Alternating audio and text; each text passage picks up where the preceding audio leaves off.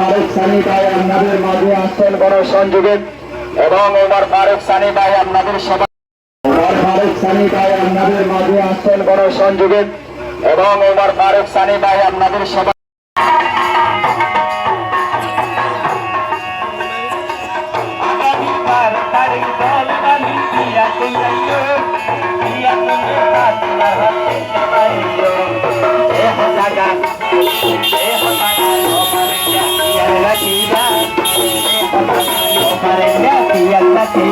তোমার ফারুক ভাই তোমার মানুষ ভাইরা ফারুক ভাইরা তোমার ফারুক ভাই মানুষ ভাইরা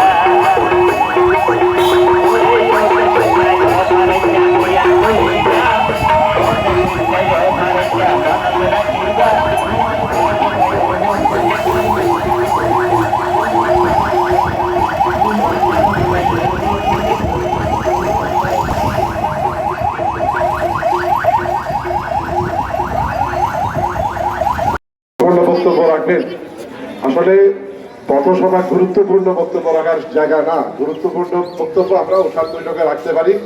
পথসভায় তো রাস্তাঘাট আবার বিঘ্ন হয়ে যায়। তবে সহজ সরল কয়েকটা কথা বলি। মানুষকে শুধু তার কথা দিয়ে বিচার করলে হবে না, কথা তো শয়তানও সুন্দর সুন্দর বলে, কিন্তু কাজ করে হলো গিয়ে সবচেয়ে বড় গুনার কাজগুলা মানুষকে বিভ্রান্ত করে। এখন ইলেকশনের সময়ে অনেক শয়তান অনেক কথা বলে, আপনাদের দেখতে হবে কাজগুলো কি, কাজটা কি শয়তানের মতো না ফেরেশতাদের মতো, অথবা মানুষের পক্ষে কাজ করে কিনা। আপনারা আমাকে বেশিরভাগ মানুষ জানবেন না, চিনবেন না। অধ্যাপক ওমর ফারুক নামে আমাকে পরিচয় করানো হচ্ছে। এখন আমার সম্পর্কে জানতে হলে আপনাদের একটু অনলাইনে যাইতে হবে। আপনারা আমার একটা সোশ্যাল মিডিয়া পেজ আছে, ওইখানে আমি নিজের সম্পর্কে তথ্য দিচ্ছি ধাপে ধাপে। যাদের সঙ্গে আমি কাজ করেছি তাদের মুখ থেকে তথ্য আসতেছে, তো আমার অনলাইন পেজ থেকে আপনারা একটু দেখে নেবেন। আর বাকি হচ্ছে কি আমার পারিবারিক পরিচয়, সেটা আপনারা বোধহয় জানেন। আমি মুক্তিযোদ্ধার সন্তান, খেতাবপ্রাপ্ত বীর মুক্তিযোদ্ধার সন্তান, কর্নেল অলি আহমেদ বীর বিক্রমের সন্তান। ৭১-এ উনি যুদ্ধ করে বাংলাদেশের প্রতিষ্ঠাতাদের মধ্যে একজন, যারা সশস্ত্র বিদ্রোহ করে উনি প্রথম ব্যক্তি। বাংলাদেশের যারা দেশ গঠনের সঙ্গে সম্পৃক্ত ছিলেন তাদের মধ্যে একজন। উনি ৭০-এর দশকে জিয়াউর রহমানের সাথে বিএনপি গঠন করেন। বিএনপি এর যে সারা বাংলাদেশে প্রচারণা, যে জনপ্রিয়তা, তার পিছনে এটা কারণ ছিল দলের প্রতিষ্ঠাতা যারা ছিলেন তারা জাতীয়তাবাদী আদর্শে বিশ্বাস করতেন। লিবারেল ডেমোক্রেটিক পার্টি যখন বিএনপির মধ্যে থেকে ওই জাতীয়তাবাদী আদর্শ আস্তে আস্তে লুপ্ত হচ্ছে, যখন ওই দলটা কি বলবো, যারা এই দলের মূল কারণটা কি, প্রতিষ্ঠার কারণ কি, তার সঙ্গে তাদের আদর্শের নীতিগত দূরত্ব হচ্ছে, তখন দলের প্রতিষ্ঠাতা অলি আহমেদ সাহেব ওখান থেকে সরে আসছেন।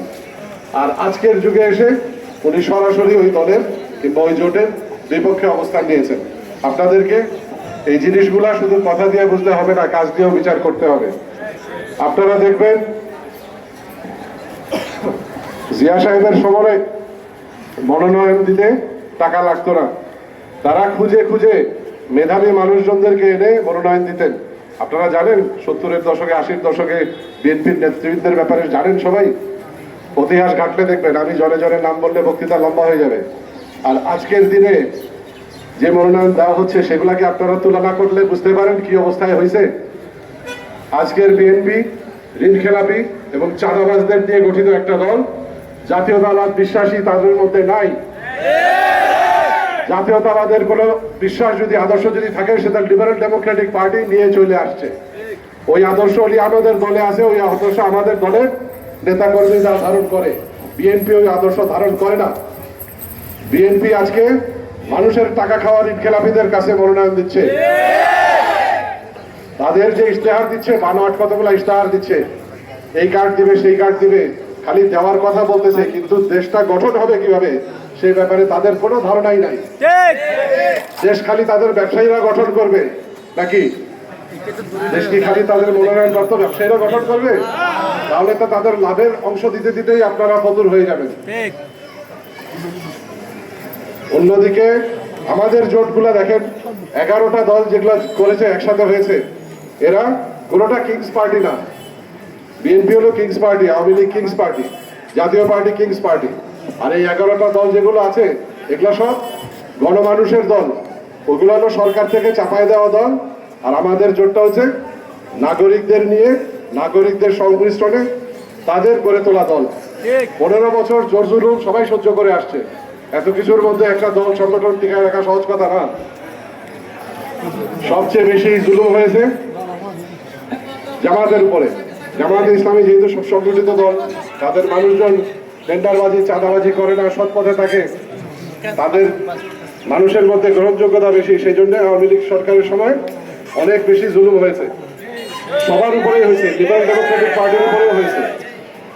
কিন্তু আজকের যুগে যখন আমরা একত্রিত হয়েছি, একটা সুন্দর বাংলাদেশ গড়ার ওয়াদা করেছি সবাই মিলে, একই সাথে আরো একটা ওয়াদা আছে যেটা আমি 10 দলের 11 দলের সবাইকে বারবার মনে করিয়ে দিব। আমাদের কিন্তু রাজনৈতিক আদর্শ আমরা যার যার জায়গায় ধরে রেখে জোটবদ্ধ হয়েছে নির্বাচনের জন্য। লিবারেল ডেমোক্রেটিক আদর্শ তার নিজস্ব, আমরা কি বলছি, উদার নৈতিক গণতন্ত্রে আমরা বিশ্বাস করি, ঠিক আছে? অন্য কোনো দলের যে আদর্শ সেটা তার জায়গায় থাকবে। 11টা দল মিলে একে অপরের প্রতি সম্মান দেখিয়ে 300 আসনের মধ্যে নিজেরা একটা সমঝোতা করেছে। চট্টগ্রাম 14 আসনে লিবারেল ডেমোক্রেটিক পার্টির পক্ষ থেকে তার প্রার্থীকে দেওয়া হয়েছে। সমস্ত দল আমাদেরকে সমর্থন জানিয়েছে, আমরা অত্যন্ত কৃতজ্ঞ যে তারা প্রতিটা জায়গায় তাদের পূর্ণ সমর্থন আমাদের দিচ্ছে। একইভাবে আমাদের মধ্যে এই যে ভ্রাতৃত্ববন্ধন, সেটা যেন আগামীর বাংলাদেশ গড়ার কাজেও আমরা কাজে লাগাতে পারি। এমন কোনো মনে করার কারণ নাই যে যেহেতু তারা সংগঠিত দল হিসেবে সংগঠনের সহায়তা করতেছে, যে বাংলাদেশে এখন ইলেকশনের পরেই সবাইকে বোরকা পড়তে হবে, সব কিছু একদম ঘরে ঘরে শুধু আপনার কোরআন হাদিস পড়তে হবে, হিন্দু বৌদ্ধদেরকে মুসলমান হয়ে যেতে হবে, এরকম কোনো ব্যাপার নাই। এখানে কিন্তু জোটের কথা যেটা বলা হয়েছে সেটা একটা জাতীয় সরকারের মতো গঠন হবে। এখানে একক দলের প্রাধান্যের কোনো সুযোগ নাই। আপনারা কেউ কিন্তু এইভাবে লিখবেন না এটা জামাত ইসলামী কেন্দ্র থেকেও বলে না, একবারও বলা হয় নাই জামাত ইসলামীর নেতৃত্বে জোট হচ্ছে, এরকম বলা হয়নি। এগুলো সাংবাদিকরা ন্যারেটিভ করে। আপনারা খেয়াল করবেন জামাতের আমির সাহেব কিংবা কেন্দ্রীয় নেতৃবৃন্দ প্রত্যেকটা জোটের সদস্যদের প্রতি অত্যন্ত সম্মানসূচক এবং যেটা আমরা বলি স্বাগত আচরণ করে, অনেক সম্মান দেখিয়ে কথা বলে। যার যার দলের আদর্শকে তারা সম্মান দেখিয়ে কথা বলে। তো আমরাও এখানে মানুষকে ওটা বোঝাবো। মানুষ অনেক উল্টা পুল্টা বলতেছে। আরেকটা কথা আমি বলে রাখি যে 1979 সালে সংবিধানের একটা পরিবর্তন করা হয়, প্রেসিডেন্ট জিয়াউর রহমান করেছিলেন, আপনারা জানেন সেটা। সেই সাংবিধানিক পরিবর্তনের মধ্য দিয়ে বাংলাদেশে যে ধর্মভিত্তিক রাজনীতির উপরে একটা নিষেধাজ্ঞা ছিল সেটা তুলে ফেলা হয়। তো জামায়াতে ইসলামের রাজনীতির প্রতিষ্ঠা হয় জিয়াউর রহমান সাহেবের আমলে, আর এখন জিয়াউর রহমান সাহেবের দলই সেটার বিরোধিতা করে, সেটার ব্যাপারে খারাপ কথা বলে। আপনারা বলেন এটা কি জিয়াউর রহমানের দল? জিয়াউর রহমানের দল তো বহুদলীয় গণতন্ত্রের প্রতিষ্ঠাতা, আর আজকের বিএনপি সেটা নিয়ে কথা বলে। আমরা কেন তাদের সাথে নাই সেটা নিয়ে সমালোচনা করে। তারা কে সমালোচনা করার? তাদের তো সব উড়ে এসে জুড়ে বসা ভাড়াটিয়াদের নিয়ে দল চলতেছে এবং ব্যবসায়ীদের কাছে, ঋণখেলাপিদের কাছে তারা মনোনয়ন বিক্রি করতেছে এবং মানুষকে উল্টা পুল্টা শ্রীলঙ্কা ভাষায় যেটা বলে সুদূর বুদুর, এগুলো বুঝাচ্ছি। এখন আরেকজন এসে বলে ওনারা কি পানি ভাড়া খাইবেন না, এটি মানে কি? ও কি বুঝে কোনো কিছু, নিজে কি কথা বলতেছে? আমি এখন সরাসরি প্রার্থীর ব্যাপারে খারাপ কথা বলা আমার উচিত না, কিন্তু আমি সত্যি কথা বললে অপপ্রচার হয় না। মানুষকে জ্ঞান দেওয়ার আগে নিজের জ্ঞান অর্জন করা লাগে, এটা আমি মনে করি। ঠিক আছে, মানুষকে জ্ঞান দেওয়ার আগে নিজের জ্ঞান থাকতে হবে। কারণ আজকের বিএনপির লোকগুলাকে রাজনীতি করার সুযোগ দিয়েছে, আজকের বিএনপি এগুলো নিয়ে কথা বলতেছে। তাদের সেই জ্ঞানই নাই, তাদের সেই ধারণাই নাই যে তাদের প্রতিষ্ঠাতা, তাদের প্রাক্তন সভাপতি বেগম খালেদা জিয়া, মরহুম বেগম খালেদা জিয়া, ওনারা এই দলগুলোর সঙ্গে পাশাপাশি রাজনীতি করে আসছেন। 15 বছর 17 বছর তারা আন্দোলন চালিয়েছেন।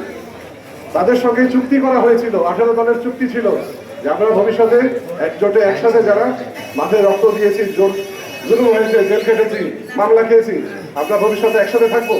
কোথায় উনি যখন মৃত্যু সজ্জায় চলে গেলেন, ওনার আশেপাশের যে চাটুকারগুলা তারা দলটাকে কিডন্যাপ করে গুম করে ফেললো। তারা আজকের দলটা বিদেশিদের প্রভাবে চলে। ওদের খালি মুখোশটাই জাতীয়তাবাদের, ভিতরে তাদের আসল চেহারা এটা মানুষ আমাদের থেকে ভালো বুঝতে পারবে ইনশাআল্লাহ। এখন আমরা এই যুগে এখন এসে আমাদের এই কথা কেন বলতে হচ্ছে এবং আমরা বলতে বাধ্য হচ্ছি, দিল্লি না ঢাকা, দিল্লি না ঢাকা, আপোষ না সংগ্রাম। আসসালামু আলাইকুম। বেশি আর কোনো কথা বলার নাই, আপনারা আমাদের থেকে অনেক বেশি বুঝদার। মা বোনদেরকে আপনারা মেসেজটা দিয়ে দিবেন। আর সকাল থেকে যেই নেতাকর্মীরা আমাদের সাথে আছেন, একসাথে আছেন, আরো দীর্ঘ পথ পাড়ি দিতে হবে, একসাথে থাকবেন ইনশাআল্লাহ। আসসালামু আলাইকুম ওয়া রাহমাতুল্লাহি ওয়া বারাকাতুহু।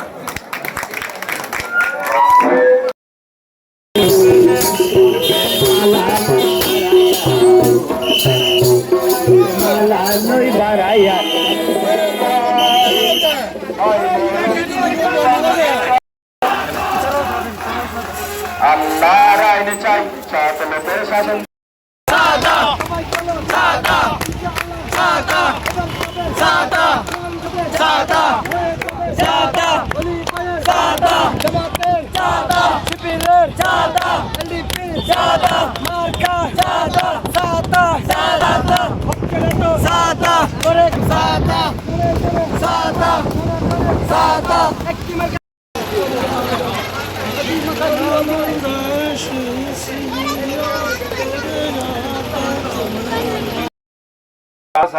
মানুষ যেন চেয়ারম্যান হয়, মেম্বার হয়, দিবে ওনারা আপন মানুষ হিসাবে ওনারা সবসময় বিপদ আপদে চাই এদিকে নয় যে।